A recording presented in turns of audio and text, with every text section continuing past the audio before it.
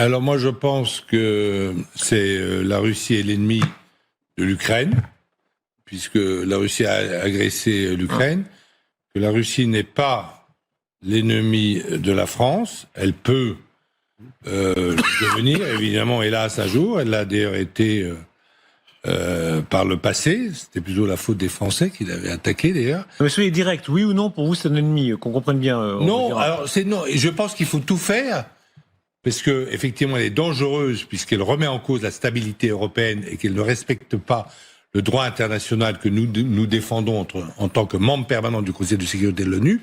La Russie est dangereuse, mais elle n'est pas notre ennemi, et nous devons tout faire par la diplomatie pour qu'elle ne le devienne pas, parce que évidemment que je ne souhaite pas que les Français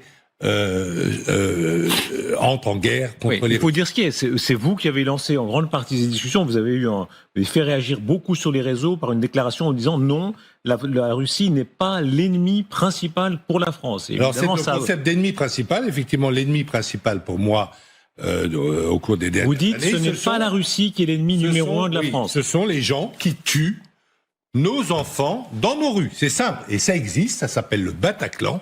Il y a eu 136 morts. Il y avait hélas un groupe de militaires français, de 9 militaires français qui étaient devant par hasard. Une chance incroyable.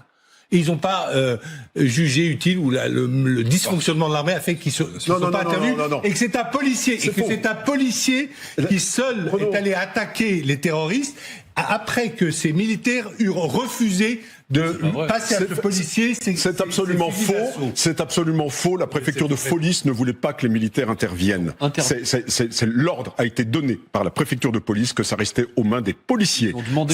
C'est absolument faux. Faux. Alors, ce qu'on sait, c'est que voilà. le commissaire de police a témoigné. Il a dit qu'il a demandé aux soldats de venir avec. Mais on parle de la PP, pas du commissaire qui était sur place. C'est pas vrai. Parce qu'on lui a même dit pourquoi tu donnes pas ton fusil. Celui qui est entré dans le Bataclan et qui a tué le terroriste avec son revolver.